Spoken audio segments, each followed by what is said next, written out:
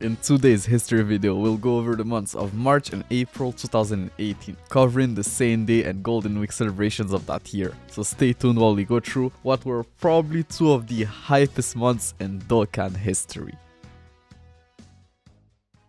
After what was possibly seen as the worst anniversary in Dokkan history, we got the update 3.11.0, the update that fully added the Dokkan Battlefield 2.0 into the game, with an announcement of it returning on the 15th of that same month. That update also fixed a bug where some Dokkan events were shown twice on the event tab. 2 days later, and it was the start of a new campaign in preparation for the final episodes of Dragon Ball Super. It started with your typical login bonus campaign as well as some missions and the introduction of a new training location, Beerus's Planet, a training location that gave you an additional 70,000 EXP per training partner or item. From what I could remember, that location wasn't better than the 150G Gravity Chamber one, but it was still very good. 2 days later, and yeah, they teased into UI Goku's upcoming Dokkan event, finally, and it looked like he was going to awaken into his MUI form the next day, and it was time for a 2018 Saiyan Day celebration, introducing 2 new characters, with one of them being Jiren, and like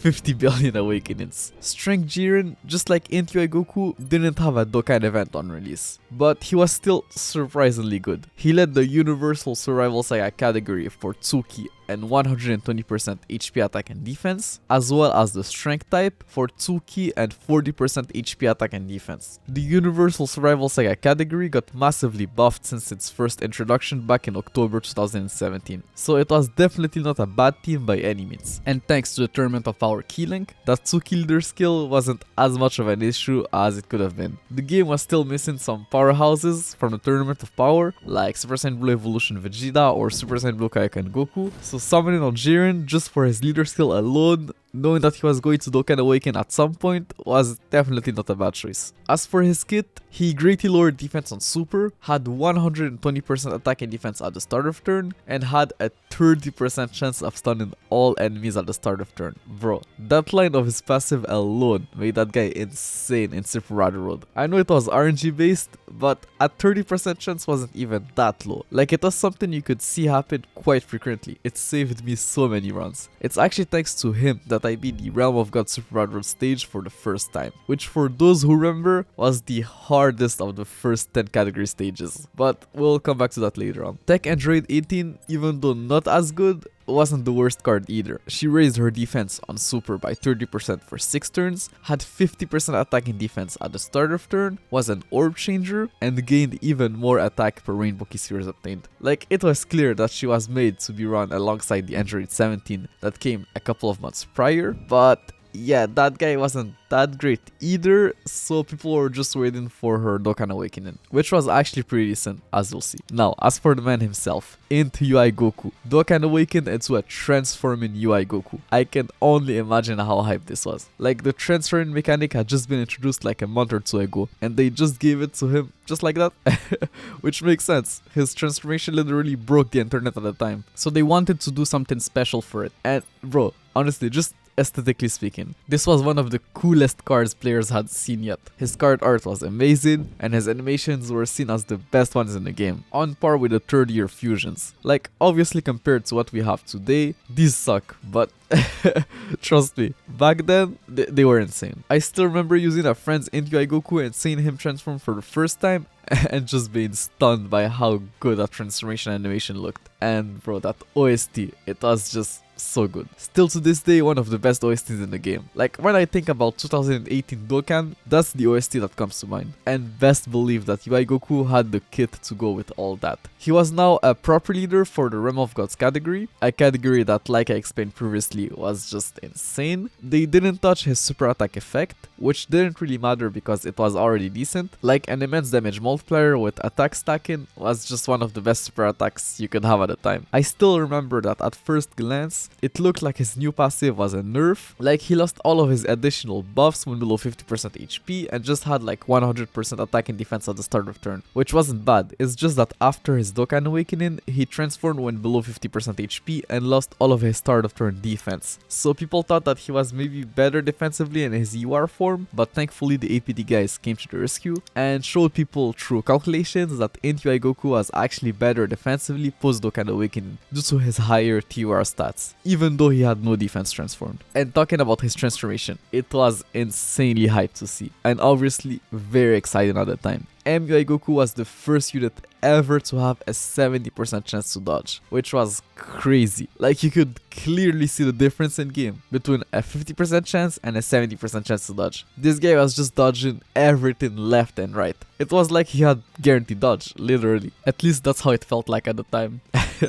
But yeah, they had to balance that out by removing his defense, which kind of made him a dodge or die character. Well, he could take a couple of normal attacks in SVR, but when it came to super attacks, yeah, you had to dodge them. He also had a higher start of turn attack buff with an additional 3 key. The additional attack was nice, and this guy could definitely dish out some decent numbers transformed, but the key wasn't really that useful. Like, the guy didn't struggle for key at all since he had a decent link set with a lot of linking bodies, like the God Gokus that awakened from his Dokkan event, Tech Vegito Blue, or even Super Sentry Bardock. He shared 4 links with that guy. He also disabled the enemy's guard. Like, it wasn't anything crazy at the time since the SVR enemies all had the same type, but it helped him out in the long run when more difficult events came along. UI Goku's Dokkan event also came with 3 new Dokkan Awakenings. Ageless percent God Goku was decent. He had an OK leader skill if you were a new player, stacked attack on super, gained 80% attacking defense on super, and had a decent link set.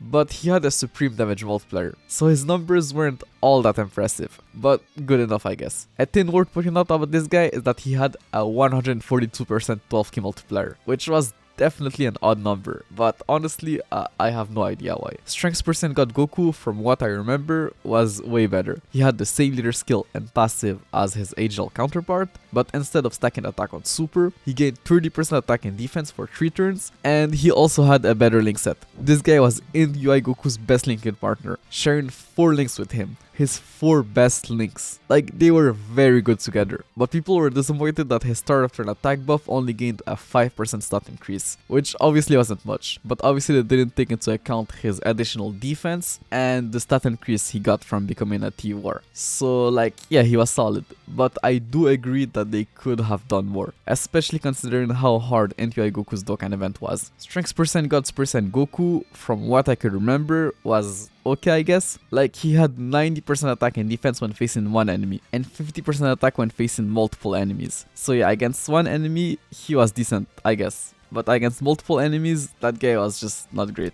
Like, this was probably the hardest Dokkan event stage since the OG stages. Obviously not as hard, but still pretty difficult. The event had 5 phases, which was the highest number of phases we had seen yet in a Dokkan event, with one of those phases being Spirit Bomb Goku, who had a literal one-shot attack. Like, nothing in the game could tank his 3 million damage Spirit Bomb at the time. So you had to use an item, or dodge it, or hope that he's not super and insult one, and then stun or seal him. So yeah, I guess you had options, but bro, at the time, we didn't think that much. At least I didn't. I was new to this game, I didn't know what a Ghost Usher was, and bro, the final phase, Myoyuku was hitting for what felt like 1 billion times within the turn. Like, it was just crazy. But still, it's kind of insane to think that a 3 million super attack was guaranteed death back then. I genuinely thought for the longest time that this was a 99 million damage super attack. But no, it's just a 3 million super. Nowadays, 3 million isn't even that crazy. Like, bro, we have 4 million AoE super attacks. And with the new event, 25 million damage super attacks, bro. What is happening? Like, the power creep is just out of control, bro. It's crazy. Anyways, we also had a new story event that brought some new free-to-play characters and Dokkan Awakenings. The free-to-play Int Super Saiyan 2 Kel was not a bad card at all. She was exactly what people wanted from free-to-play units. Just good supports that could hold their own defensively, which she couldn't exactly do, but she was Int. So you could just build her full dodge and it was fine. Like, she gave 2 key and 30% attack and defense to Universal Survival Saga category allies. That was a very good support type buff, nothing to laugh at. The free-to-play Strength percent to Caulifla was also not bad, arguably even better. That girl was just a defensive juggernaut on a full Universal Survival Saga team, since she gained 50% dodge chance per character of said category on that team, up to 60%. And since she gained 30% defense on super, she could also tank a couple of attacks. So as a floater, she was definitely good on a Universal Survival Saga team, but obviously she completely sucked anywhere else. Well, they both did, but they were still good free-to-play units. on that USS team, you know, if you needed like some filler units or didn't have their premium variants. The Dokkan Awakening of the free-to-play Super Saiyan Kaba was also pretty decent. He was now a Super Saiyan 2 Kaba, had a supreme damage multiplier, 80% attack on Super, and a 7% crit chance per Universal Spiral Saga category ally on the team. Like bro, I'm looking at that now and I'm just like, what the hell is that trash? But for some reason, this was just insane back then. I remember this guy being one of the best free-to-play units in the game. Like, he could do a lot of damage for a free-to-play unit. And thanks to his built-in crit chance, you could actually give him additionals in the hidden potential system. But I also remember that his grind was horrendous. Like, this guy had just terrible drop rates. Absolutely terrible drop rates. Now, as for their some little counterparts, Dokkan Awakenings. Ageless Percent Caulifla was just a better version of the free-to-play Caulifla. Instead of raising her defense by 30% for 1 turn, she did it for 3 turns. So she could get pretty tanky after a couple of supers. Then she had 90% attack at the start of turn, an unconditional 50% dodge chance, and a medium chance of dodging and countering enemy super attacks. And I'm not sure about this, someone could correct me on that, but I'm pretty sure those two dodge chance were calculated separately. So like, when you were about to eat a super, the game would try to proc the 50% dodge chance first and then the medium chance to counter, or vice versa. So you had a slightly higher chance of dodging enemy super attacks. But I'm not sure if that's true. It's just how it felt honestly using that card. It felt higher, but maybe I was just very lucky. She was still insane nonetheless, and definitely one of the best banner units we had seen yet. Physical Berserker Kel was also quite decent. Like, she was a modern version of physical Dokkan FS Broly. She had an immense damage multiplier, a 120% start of turn attack buff, and launched an additional attack that had a 70% chance of becoming a super attack. So a guaranteed super attack most of the time. Like, that girl was doing damage. Her only downside really was her link set. She lacked offensive links. All she had were key links, and I guess Berserker.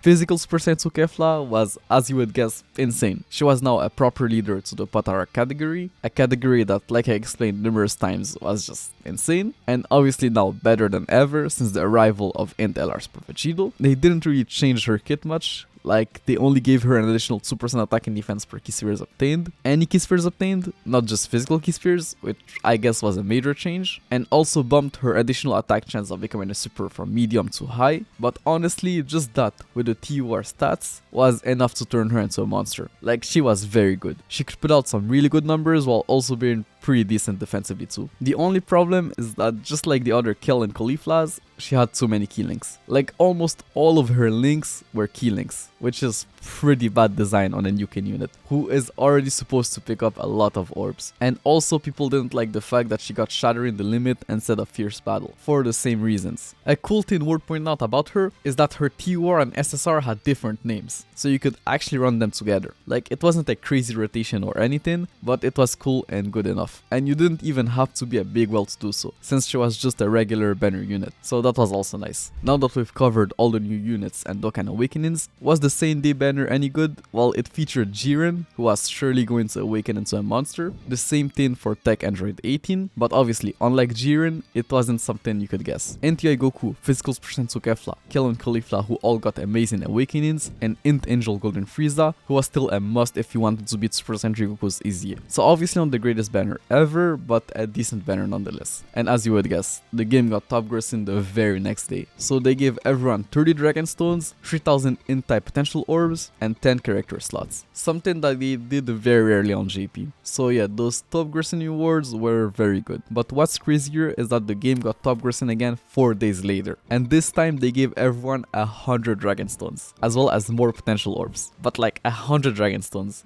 That's just insane. Unless I'm remembering things wrong, this was the first time in history that they gave 100 Dragon Stones on JP as top grossing rewards. Which really makes me wonder, was this the time when Toshi left the game? Because bro, when Toshi was in charge, they barely gave out stones for top grossing. So why did they just start giving out so many stones all of a sudden? Like, I don't know, this was weird. But I guess this just shows you how hype Intyagu's Dokkan Awakening was. Which makes sense. This was like the hypest transformation in probably the whole history of anime, like literally. I've never seen something break the internet like UI Goku. Not even Gear 5 or like Naruto's QB mode, who were both pretty cool transformations too. The same day, LR Vegito Blue was officially available on JP, and as you would guess, he was very good. He had an insane leader skill for a free play unit, like 3 key and 70% HP attack and defense. To super class allies was just crazy if you're a free play player. Like, he had a better leader skill than physical Vegito Blue, and sure, his kit wasn't as crazy as what people hoped for, but he was still very good. He stacked attack and defense on his 12 key super, greatly raised his attack for 1 turn on his 18 key, had 80% attack and defense at the start of turn, and the less HP he had, the more key he would gain. This was probably the worst part of his passive, since he really wanted to just hit those 12 key supers for those stacks. Like, he was the first stack in LR, so you can guess that those stacks went a long way with his LR stats. And since he had prepared for battle instead of over in a flash, it just made it so that guy was a better option on the Potara team than his Tech Dokkan Fest counterpart, while Tech Vegito Blue was better on the Realm of Gods category. Because if you didn't know, this was before the same name update, so you couldn't run 2 characters of the same name on the same team. Tech Vegito Blue was also better offensively, but the LR was way better defensively. So I guess depending on what you needed, one option was better than the other, but from what I remember, unless you had Tech Vegito Blue with multiple dupes and some pretty good RNG, the LR was always the most consistent and better option. His grind was also pretty easy. It's just that I remember people at the time wondering if this guy was really a free play card, since many of the Supreme Kai missions require you to use 6 Fierce Battle units of specific types or categories, and units with a Fierce Battle link were mostly summonable cards. I remember struggling with some of those missions when I first tried to farm him. I still remember awakening some random cards just to have enough Fierce Battle units. Like, those were just different times, bro. The next week, and they teased the next Dokkan Fest, and it looked like it was going to be a new Turles. Turles came the next day, and he was insane. He introduced the movie bosses category into the game, a category that was actually pretty good at the time. This was a pretty big deal because it gave a category to 2 powerhouses who didn't have one, Strength Janemba and Physical Final Form Cooler. The category also included all of the Brolys and Bojacks, who both had phenomenal LRs, and even if you didn't have any of them, that guy had AGL Rose's leader skill as his sub leader skill. Like, this was just insane. This guy had so much value just with that leader skill alone, but that wasn't even the most valuable thing about him. He could stun on super and debuff super class enemies attack by 15%, 2 things that were insanely good in SBR. But most importantly, that guy gave 3 key and 40% attack to all allies. Like, this single-handedly made him one of the most valuable TORs of all time. People just didn't see it at the time because his team wasn't that great and he didn't really do much damage. Like, don't get me wrong, his team was good, but compared to the super class teams, yeah, it wasn't that good. And he didn't have the best extreme class team either. Strength Rose's team was still seen as the best extreme class team in the game. I've talked about it several times recently, but my personal pick for best team in the game is the SCR Rose Goku Black villain team, because as you guys can see, we have a full assortment of villain LRs here, rainbow starred 100% in the dupe system. Then the LRs, you could just step the fuck aside and let the LRs do shit like this, because having one on each rotation, giving that full 3 key to the whole squad, will allow you basically to completely dominate. I mean, when you consider things like LR Goku Black healing, a lot of the LR's defense, like LR Bojack's defense, or even LR Goku Black after they super, you factor in all this stuff, and you just literally are going to be untouchable in, I would say, almost all events. Like, I don't even see how Super Battle Road could be challenged, like how Super Battle Road could challenge this team. I just don't see it. There's just way too much. With the Rainbow LRs, this team is just dumb powerful, dumb OP. It's just, it will steamroll absolutely everything. And then when you got a lot of these units rainbowed, whoo, back the fuck up. But the fact that he was a super type unit made him age so well. And since he was a leader, you could run 2 of them. And the movie bosses category got some pretty massive buffs that year, so we'll come back to him later. But yeah, he also had a transformation that was pretty strong. Transform, he had a 50% chance of stunning the attacked enemy on super, 130% attack and defense at the start of turn, recovered 15% HP, and debuffed super class enemies defense by 80% at the start of turn. Like, those stats coupled with his amazing link set made him pretty damn good transformed. But obviously, you wanted to keep him untransformed for the most part, for that sweet support. And in SBR, the attack debuff was just more useful than the defensive debuff. But that guy was pretty tanky and could dish out a decent amount of damage, so he was good either way, which kind of made up for the fact that his transforming condition was very RNG reliant. He had a 25% chance of transforming for 3 turns when below 80% HP, so it's not something you really had control over, unlike MUS Goku transformation, where you knew for a fact that if you were below 50% HP, he was going to transform. Honestly, the more I read about people's initial thoughts on Turles and how much he was appreciated when I first got into Dokkan, it's like night and day. This guy was probably one of the most underrated units of all time, like genuinely. People really thought this guy was bad just because he didn't do that much damage in base. Like, they really undervalued the utility he had at the time. Turles also came with 2 new Dokkan Awakenings. HL Giant Ape Turles was pretty decent. He had a 30% chance of stunning out Super, gained the 3 key and 90% attack when his key was 9 or more, something that was very useful at the time since it meant that under a 3 key leader skill you just needed 3 key for this guy to super instead of 6. He also had a 10% chance of turning into a Giant Ape twice, something that was very useful in Super Bad Road, or even Easy Is. From what I remember, that guy was a beast in the Family Kamehameha Easy event, which came not so long after this guy. His link set was also not half bad. Honestly, that guy was just an all-around very solid extreme class unit. Physical Goku was unfortunately not as good. He was a nuker that gained more defense and attack per key spheres obtained, while having pretty much nothing else. He only greatly lowered defense on Super, which wasn't bad I guess, but not the greatest effect either. The interesting part about this guy was obviously his leader skill. Just like in Android 13, you could cheese his respective SBR stage with it. It took forever, but it was still a valid strategy, even years later. Turles' banner was also not half bad. It featured Strength Janemba and Physical Final Form Cooler, 2 units who were still pretty decent and were just missing a category to come back into the meta. Tech Golden Frieza, who I guess was still very good in SBR, and again Super Sentry Goku's easy. HL Tapion, who was probably still the best banner unit in the game, a monster pretty much everywhere, and Physical Broly and Tech Beerus, who both fell off. But Beerus was due for an easiest, so it wasn't that bad. The month ended with a teaser of a new event,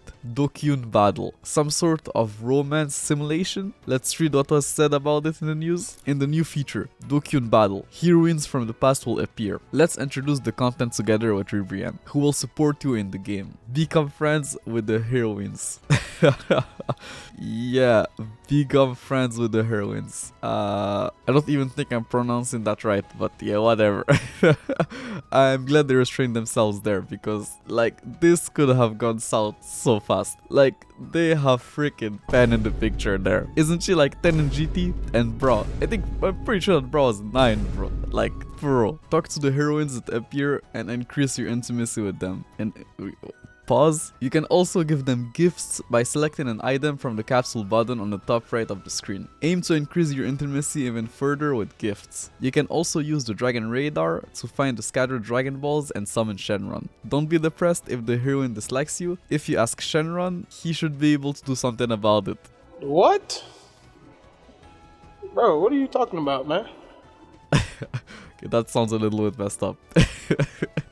Yeah, that's crazy, bro. That's absolutely crazy. If you tell Shenron your wish based on your desires, an evil dragon may appear, resulting in a bad ending. Okay, I guess it isn't that bad then. Depending on your choices, you may see an unexpected side to her. You may see an unexpected side. Bro, I don't want to see no unexpected side of Pen, brother. Like, bro, what? Dokkan Awakening. When your intimacy with a heroine is increasing, aim for Dokkan Awakening. If you are successful in Dokkan Awakening, you will suddenly become closer to that girl who was previously cold toward you. Bring out even more of the charm of the heroines. Reverse Dokkan Awakening. There may be times when you think, I like her better when she was cold before. In that case, use the item Mysterious Hourglass to perform a reverse Dokkan Awakening. If you're lucky, she might become even colder than before. I just have to stop this right here. Just like I just don't get it. Like bro, it's just Japan is something else. Many heroines waiting for you, bro. Okay, just like it. Okay, I should have just stopped before. And just look at them. Just look at the heroines waiting for you, bro. There's Pen and there's Bro. And just try to guess what Pen is saying here. I'm happy that you asked me out. No, hell no! That's hell no! Bro. And the worst part is that I think bro is saying something even worse. I'll do a fashion show for you when we get back home. Bro, okay, I can't. Like, you just can't make this up. Bruh was 9 at the start of a GT. 9, bro. Even if it's not like, it doesn't have like a double meaning and it's actually like a fashion show, it's still weird. It's still weird, bro. Like, just Japan, bro. Like, the culture there is just, it's something else. I think I've read enough of these translations. If I read more of those, I'll have the FBI at my house. And as far as I know, those teasers never made it to global, and I kind of understand why. Thank God this whole thing was just an April Fool's joke and not an actual game mode. Even though, yeah, raising up Android 18 wouldn't have been the worst thing in the world, but hey, as an apology, they teased a new story event and gave everyone a Dragon Ball Heroines trophy card that you can't do anything with. It's legit just a trophy card. I guess you could sell it for Zenny or Baba points, but who would do that? I'm sure a lot of players did, but I don't know how people do that. That's just crazy to me. That new story event introduced a new free-to-play Ribrianne, which wasn't a bad free-to-play unit by any means. She was the first proper Peppy Girls leader, leading that category for tricky and 77% HP attack and defense, which was an insane leader skill buff for a free-to-play SSR. She also had Buhan's gimmick, where her super attack had a 30% chance of hitting harder, gained 15% attack and defense per Peppy Girls category allies on your team, and recovered 7,777 HP per Rainbow Key Spheres obtained. Like, this was a solid free-to-play unit. 2 days later, they released some sort of login bonus campaign to celebrate the upcoming 23rd World Tournament, giving players Dragon Stones and the good World Tournament support type items like Ghost Ushers and Kingamas. Another 2 days later, and yeah, it was time for the 23rd World Tournament. They made some changes to the reward format, one of the last times they did, I think. So let's go through the rewards real quickly. So the global rankings, you now have the Grand Kai and the orbs to get when you place high in the leaderboard. Chi-Chi is the main SSR that you can grab for this world tournament, and of course the tickets I think have increased in a big number depending on what place you are. So that's really, really good. I don't think they have the guaranteed SSR if you win a certain amount, so that hasn't been placed in yet. But for the local, same thing, I'm pretty sure. Nothing too drastically has changed. You know, TN there, you got the Master Marks, looks like the same amount as well, and the World Tournament tickets. Then for the missions, they pretty much are almost identical, but now you have in between the 25 mil and the 30 mil where it used to be a gap, you have these Grand Kais here, which is really nice so that you can keep getting consistent rewards and feel like you're getting rewarded during that big drought from 20 mil to 30 mil. And it looks like the wins in a row is the same and the wins altogether are the same. But yeah, if you're someone who skipped Dragon Ball, well, firstly, bro, ain't no way. To be fair, I've never watched the OG Dragon Ball anime, but at least I've read the manga. Just skipping it altogether is crazy to me. Secondly, the 23rd World Tournament is kind of a special one. It's the World Tournament where Goku first faced Piccolo Jr. So yeah, they obviously awakened the 2 cards from that tournament, as well as Text Senzu Gohan. Text Senzu Gohan was actually pretty good for a World Tournament card. He massively raised his attack on Super for 1 turn, the greatest super attack boost a unit could have at the time, while also giving 2 key and 30% attack and defense to AGL, Tech, and Physical type units on rotation. It was limited to 3 types, so not the greatest, especially in a category meta, but he was still good nonetheless, especially for a free-to-play unit. Strength Piccolo Jr. was probably alright in SBR. He greatly lowered defense on Super, debuffed enemies' attack and defense by 20%, had a 30% chance of stunning the attacked enemy for 1 turn, and had a 10% chance of turning into a giant form at the start of turn. All of those things were very good in SBR, and the fact that he was extreme strength made it even better because that type was already filled with a lot of debuffers, and all of those debuffs stacked.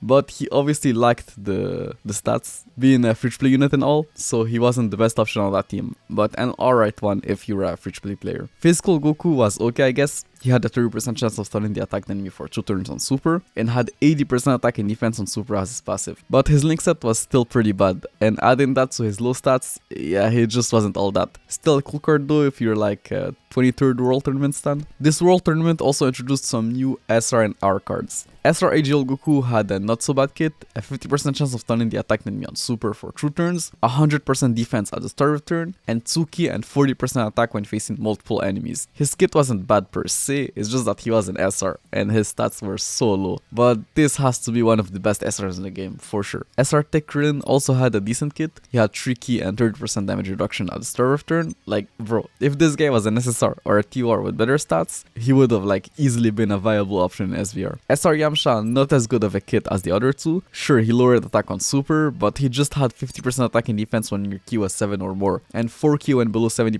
HP. There's really not much to say about him. Our Yajirobe, on the other hand, had an interesting kit. He sealed on super while debuffing physical type enemies attack by 20%. That's actually a pretty solid base kit for SBR, but I don't think that guy could take a hit there. SRs were already for the most part unplayable in SBR, so you can imagine that Rs were just not even in the discussion. Honestly, those new cards could have been all pretty good if they were SSRs with just more stats. That's really all these guys needed. Their base kits were actually decent for some reason. I don't know how the devs were thinking at the time, just making them SRs and Rs, whatever. Now, as for the World Tournament reward card, Physical Chi-Chi was okay, I guess. She had a 20% chance of stunning the attacked enemy on super for 2 turns, while also debuffing their attack and defense by 20%, and had 3 key and 60% attack and defense when above 50% HP. That kit was solid for SBR. I'm sure you could put her on the one-hand Spirit Bomb Goku's team and just take no damage in SBR, but it was kind of overkill since you already took no damage on his team. So yeah, she just wasn't that great. A couple of days later, and it was already time for a new campaign, the Cherry Blossom Spring campaign. The campaign wasn't anything crazy. It started with your typical login bonus rewards and missions. The missions also weren't that great, like you had to spend 1,000 stamina for one single Elder Kai. That's kind of crazy, I'm not gonna lie. They then dropped a new EZA the next day, Physical Full Power Frieza's EZA. His EZA event, as far as I remember, wasn't the hardest,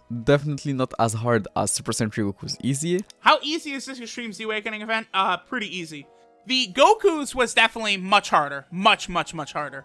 But the thing was, he was weak against units from the Planet Namek Saga category, which was just so limited at the time. Your only viable options were LR Farm Battle Frieza, the free-to-play EZA Gohan, I guess the Rage Form Goku with some RNG, and like Jace. Luckily, Frieza was pretty squishy compared to the other EZAs, so you could just brute force it with a mono strength team. And it was honestly way easier than trying to beat it with a full Planet Namek Saga team. So, was Full Power Frieza good? Well, like all of the previous EZAs, yeah, he was. He had an AC 15 immense damage multiplier, raised his defense by 30% for 3 turns on super, had an insane 120% attack buff on super, and gained 3 key and 30% defense as the first attacker in a turn. All of those buffs, combined with his easiest stats, made him hit insanely hard, and he was also able to get pretty tanky after a couple of supers. The only problem was that he didn't have a category at the time, so you had to run him on Cooler's monophysical team, meaning people couldn't really see the full potential of this guy.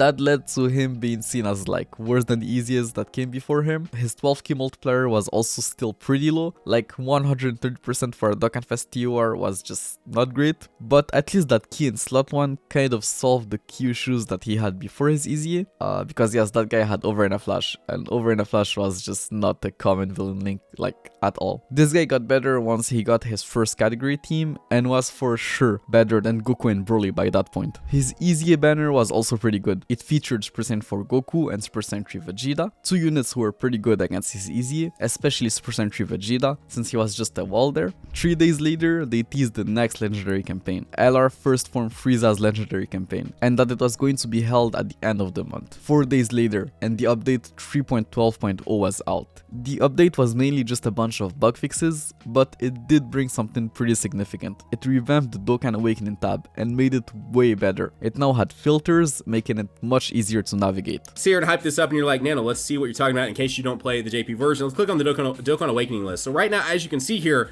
we're only seeing AGL units. You know how nice that is? Not to mention, look how much faster it loads, and you can scroll and it actually highlights things that you've already done.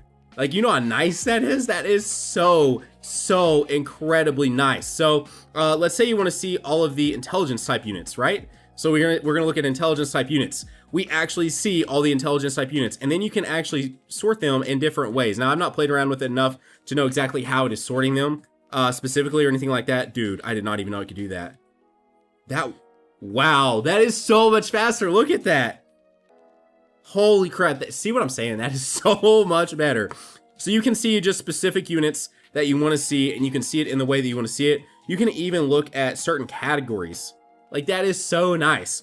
At the same time, they also released a new story event as well as a new Double Race banner. The new story event came with a farmable SR Vegeta and 2 new Dokkan Awakenings. The new free-to-play Super 2 Vegeta in Bulma was actually a pretty decent card. He had a supreme damage multiplier, 3 key and 50% attack and defense when facing one enemy, and could counter normal attacks with enormous power, making him the first non-Vegeta card to be able to counter normals. So yeah, this guy had a very high APT for a free-to-play unit. Counters were no joke at the time. The Dokkan Awakening of the SR Whis wasn't as good, but I guess he had some use. He had a 25% chance of stunning the attacked enemy on super for 2 turns, 40% attack and defense when above 30% HP, and a free Senzu when below 30% HP. That free heal, coupled with his stun chance on super, probably made him an alright option in SBR. In Beerus was pretty good. He raised his defense by 30% on super for 3 turns, and had 120% attack on super as his passive. So yeah, he was just stats. But he had enough of them to be seen as decent. Now, you probably know it by now, but a new Double Race banner meant a new unfeatured LR, and this time it was none other than LR Beerus. LR Beerus and Whis were honestly a phenomenal LR. Their leader skill was still useful in SBR, they recovered HP on both their 12 and 18 key supers, had 80% attack at the start of turn, and an additional 60% attack and defense for 5 turns after receiving an attack. Like, at first glance it didn't look like insane, but players quickly realized that those buffs were actually calculated separately. So after receiving an attack, they had a massive 188% attack buff instead of the 140% people initially thought it was. And yeah, obviously 140% wasn't even bad, like it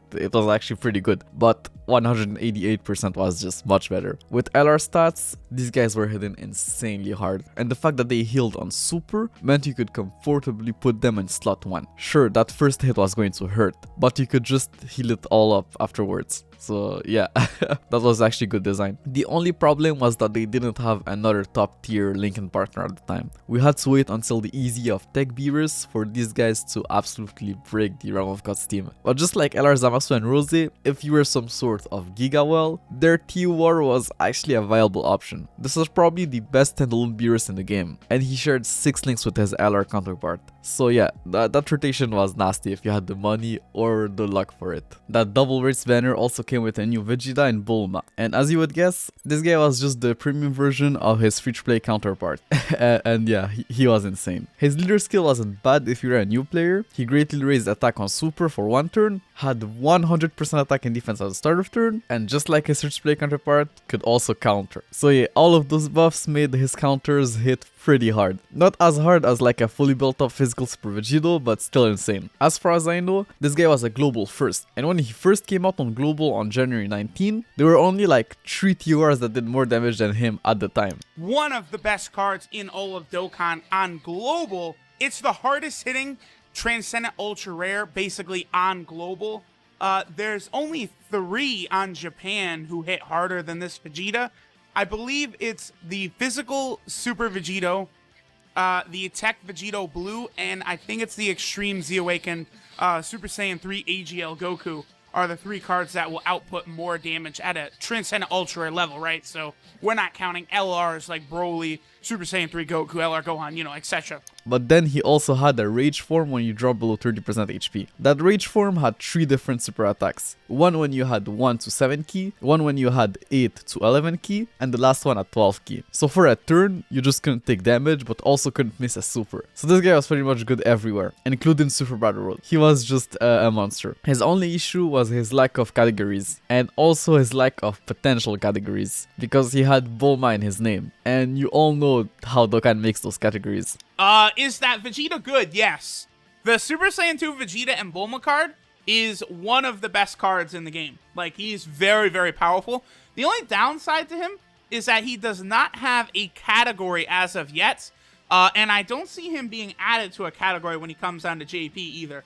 I don't see him fitting into any. His first category was literally Joined Forces, a category introduced at the end of the year by a free-to-play LR, so not really a viable team. We had to wait up until the 4th year anniversary for this guy to have his first viable team, being Vegeta's family. So for almost a year you could only run this guy on a monostrike team. Probably the reason why they made him so good. So, was the Double Rates banner worth summoning on? I know people summoned like crazy on global, but it's because the global banner was just insane. It had a guaranteed featured SSR per multi-summon, with only 5 featured units, and on your first multi, you were guaranteed a copy of Super Saiyan 2 Vegeta or Ind Beerus. But on JP, it was just a regular double race banner, so probably not really worth your stones unless you are well or missing out on a lot of unfeatured LRs. Like bro, Dokkan Fest LRs were a thing now, and it was clear that they were going to gap the game moving forward, and they weren't done with the Tournament of Power. So yeah, the more I think about it, the more I realized that banner was just a really good bait. The next week, they teased the arrival of a new story event, as well as a teaser for Jiren's Dokkan event. And as you would guess, they also teased the next Dokkan Fest, which looked like it was going to be Super Saiyan Blue Evolution Vegeta.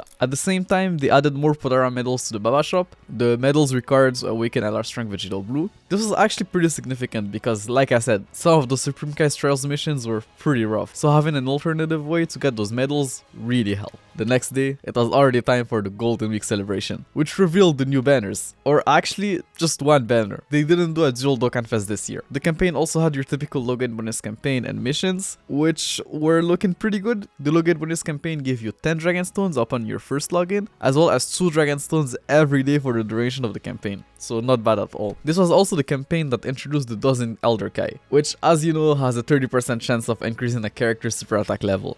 Fun fact about those guys, there was a myth or ritual at the time, which I think was spread by Demonty. It basically consisted of using a 150G gravity chamber and 3 dozen Kais at the same time to increase your chances of leveling up a character's super attack. Bro, I'm not even sure if this is a myth anymore, because I've been doing that ever since I saw Demonty do it, and those dozen Kais have never failed me. Like, when I use 3 or 5 at a time, they almost always work. As for Frieza's legendary campaign, this one was slightly different from the previous ones. It had your typical 30 stones, 10 Elder Kais, and potential orbs for completing Frieza, but they also gave you a free copy of LR Tech Ginyu. That was interesting because his event had increased drop rates for Ginyu Force category units. This is actually the first pyramidal LR I farmed, just because of that increased drop rate. I didn't even bother with the others. But yeah, the best team for that pyramidal event was to use the Fridge Play Easy Gohan as your leader, and the Fridge Play Ginyu Force as your team. The team just breezed to the event like it was nothing. I guess you could die from time to time if you didn't pay attention, but it was nowhere near as hard as when that event first came out or the first ever Primeval event. That campaign also had the usual stamina reductions, the strike and the potential orbs event being open every day, so like always, a solid campaign. Another day later and the new banner was out,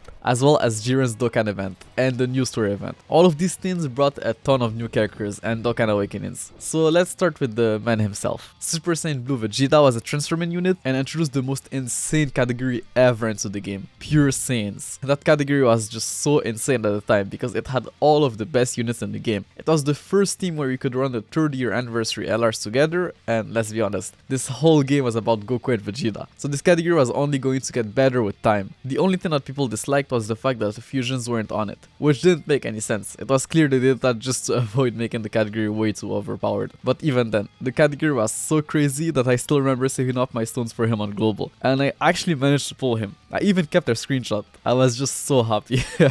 Like, as a free to play player, he had so many options on his team. It was crazy. Like, that category was so big. That's also probably why they held back a little bit on his leader skill buffs. He led that category for tricky and 170% HP and defense, but only gave 120% attack. And to balance things even more, he didn't even have a sub leader skill. But the category was so crazy that honestly it didn't even matter. Well, the 130% attack did hurt him in the long run, but it took some time. As for his kit, he greatly lowered defense on Super, had 120% attack and 60% defense at the start of turn, launched 2 additional attacks, and gained 7% defense up to 70% per attack performed. That defensive buff was actually calculated separately, so when fully built up, that guy was pretty tanky. With his additional attacks, he was also doing a lot of damage, and it was quite frequent to see him launch his hidden potential system additional. If you didn't know, each attack performed is an additional chance for you to proc that hidden potential attack. So if my math isn't wrong, at 55%, his 5 additionals had about a 30% chance of being procced after that 3rd attack. But that was just his base form. Let's not forget that this guy could transform. Starting from the 4th turn, he had a 30% chance of evolving. So yeah, another RNG transformation like Turles, but it wasn't bad. It just made that transformation feel more special. I still remember playing that OST in my head every time he transformed in the game. It was just so cool. And transformed, he was an offensive juggernaut. He massively lowered defense on Super, had 130% attack and defense at the start of turn, launched 2 additional attacks, and gained 10% crit chance up to 70% per attack performed. So this guy was just critting left and right. It was crazy. Even those small attacks were doing damage with that crit chance. It was actually insane. But unfortunately, he was slightly worse defensively, since his built-up defensive buff in base was actually calculated separately. At the time though, it didn't really matter. The only thing that mattered was the sick transformation and all the damage he did. And since his transformation was RNG based, you would most of the time end up with one transformed and one untransformed Vegeta. And since they linked perfectly together, it was actually a crazy good rotation to run. That rotation was just so fun to use. Also, his link set wasn't the best for Pure Saiyan's team. It was clear that his links were built for the Realm of Gods or Universal Survival Saga teams. Also, a cool thing worth pointing out, his super attack was actually from the manga. He never actually did the Gamma Burst Flash in the anime. So this was actually the first manga super attack in Dokkan, which was obviously pretty cool. Now, moving on to the other man. Strength Jiren was now a proper leader for the Universal Survival Saga team, a category that just kept on getting buffed. It was generally like starting to look like one of the best teams in the game, but as for the rest of his kit,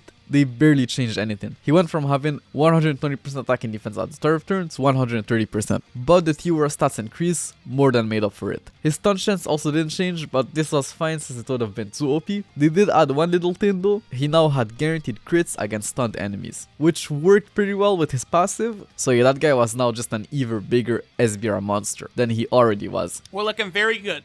Hopefully, and Jiren got his fucking stun chance.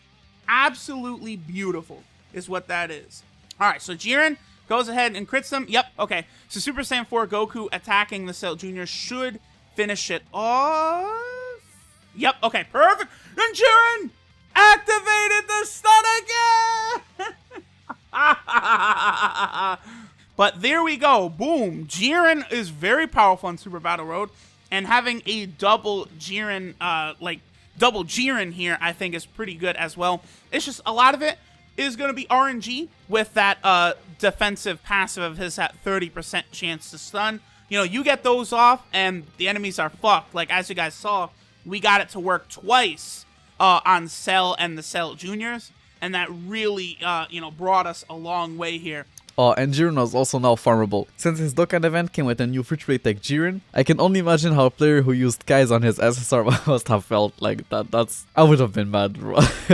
But yeah, tech Jiren was actually a decent free play unit. Forget his leader skill, link set, and super attack, this guy had 50% damage reduction when he had 10k or more. This was just insane. He was literally like a fish play wall. I'm pretty sure I used him in the SBR super tech stage to beat it for the first time. And with the Whis or Icarus active, he was just invincible, which was all you wanted for him. You could let the other units in the team do the damage. Honestly, I wonder if they'll ever awaken those free play cards that came with Dokkan events. I know they were mostly there just as SA fodder for their summonable counterparts, but this guy could genuinely be good if he ever gets some sort of awakening. This banner also brought 2 new banner units. AGL Dispo was actually pretty good. He raised his attack by 50% for 6 turns on super, and gained a 20% attack and 15% dodge chance at the start of each turn. The dodge chance was capped at 60%, but the attack wasn't. There was no cap on his attack. The problem was that events were pretty short at that time, and long events like the Bus Rush event, for example, had different enemies, so he couldn't really make the best out of this part of his passive until the arrival of the Legendary Goku event. And even then, he wasn't good enough defensively to stand up against the final phase, since it disabled dodge. But he was Strength Jiren's best linking partner at the time, sharing 5 links with him. So yeah, that rotation was pretty cracked. That's the only thing. Okay, here we go.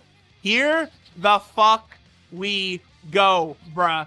This is what we wanted. So, can we get a little extra damage? No. So, his attack set is up to almost 200%. See, I kind of do want to have God of Destruction Topo go first and attack, because he will give a little bit of an extra damage modifier to Dispo. But this is going to be one of the stronger rotations in the game now. This one right here. Because we're going to have all 3 of these Pride Troopers. They link up incredibly well. And then obviously God of Destruction Topo with that 35% attack buff. Alright, so his attack set is up to 1,000,000 just on his second turn on rotation. Bam! I love that little pose. And if you not touching me, boy. No, you are not touching Dispo speed, Vegeta. Get the fuck back. Oh, by the way, did we mention how much stronger Dispo makes Jiren at the same time with that Hero of Justice link?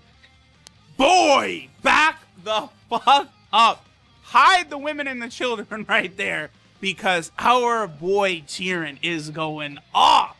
Physical Rebrand was decent, I guess. For some reason, she had a worse leader skill than her first play SR counterpart. Not sure what they were thinking there, but since that one could turn into a giant form, they had like different names, so you could actually run them together. So I guess it was fine. Anyways, she raised her attack by 50% on super for 6 turns, had 80% attack and defense on super, and had LR and Gohan's passive, gaining 1 additional key per key spheres obtained, which wasn't that good on her since she was only like a T-War, and bro, like all the other Peppy Girls units, her link set was just full of key links. The cool thing about her was the giant transformation. It had a 50% chance of happening at the start of turn, and could be procced up to 2 times within the same fight. And I'm also pretty sure that those attack stats carried over to her giant ape transformation, but I could be wrong on that. It was still a very powerful ability nonetheless. Now, as for the other Dokkan Awakenings, Strength God of Destruction Topo was pretty good. He had a decent leader skill if you are a new player, raised all allies attack by 25% per 1 turn on super, gave 35% attack and defense to all allies at the start of turn, and also reduced enemies defense by 50%. He was a good support type unit, probably one of the best ones in the game, but the main problem with that guy was the fact that he lost the Hero of Justice attack link upon Dokkan Awakening, a very powerful link that he could have shared with Dispo and Jiren. If he kept that link, he would have been like much better, but he was still a decent support. Tech Android 17 was pretty alright. He raised his attack by 50% on super for 6 turns, had 70% attack and defense at the start of turn, and gained 15% attack and 10% defense per techie spheres obtained. He could dish out some decent numbers and tank pretty well with the right amount of orbs, definitely not a bad card, but his 18 counterpart was just much better. Tech Android 18 was actually pretty insane and one of the best banner units ever. She kept the same super attack, had a slightly higher start of turn attack and defensive buff, but what made all the difference was the fact that she now gained defense per key sphere obtained. Any key sphere, not just rainbow key spheres like before. So yeah, that unit was a defensive juggernaut for quite a while. You just needed to stack a little bit with her and feed her some orbs, and she was just a wall. It was insane. I used her in SBR whenever I could and kept using her through the legendary Goku event meta. So I might be a little bit biased here, but to me that guy was just insanely good. Now the cool thing is that the new story event came with 2 new farmable characters, meaning Android 17 and 18 were now farmable. AGL Android 18 was a sub-leader for the Universal Survival Saga category, leading it for 3 key and 30% HP attack and defense. Honestly, that wasn't the worst buff for a fish play SSR. She also lowered attack on super, which was good, gained 10% defense per key spheres obtained, and had a 30% chance of stunning the attacked enemy for 2 turns on her passive. So yeah, she was decent for a fish play card. Int Android 17 was also a sub-leader for the Universal Survival Saga category, and also lowered attack on super, but instead of gaining defense per key spheres obtained, he gained attack. So he was the offensive version of Android 18. He also had a high chance of sealing the attacked enemy super for 2 turns instead of stunning them, which was obviously not as strong, but still decent I guess. Those 2 free play cards were definitely not bad,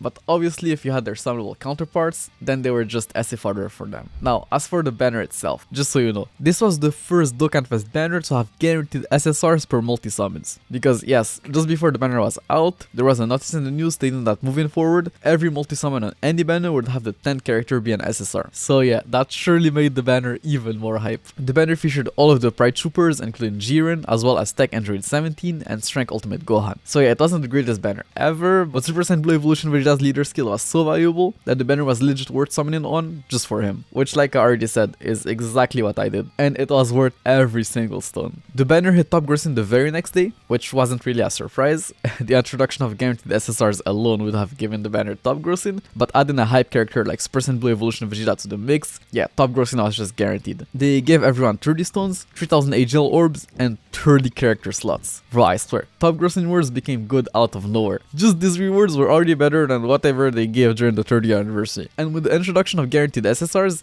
I think we now know for sure that Toshi was out of the picture by that point. Like, ain't no way he was still a producer of Dokkan, but who knows. I also saw a comment the other day saying that Toshi had no control over those kinds of decisions. Honestly, I don't know, and nobody can know for sure, but as the producer, he was the face of the game, in a sense. So yeah, in the players' minds, he was the one calling the shots. And you can't tell me that it's a coincidence that the game became way more generous as soon as he left. Like, you can't make this up. I also remember that this was around the time people were really starting to talk about Dragon Ball Legends, and how it was going to completely destroy Dokkan on release. I'm pretty sure the first closed beta happened that same month. And I agree, the game looked pretty cool at the time. I think I already said it, but I was a day 1 Legends player, and bro, I agree, the game had so much potential on release. The first year leading up to its anniversary was just insane. I might have to make a video about that at some point. But yeah, let me know your thoughts in the comments down below. Take care, and I guess I'll see you in the next history video.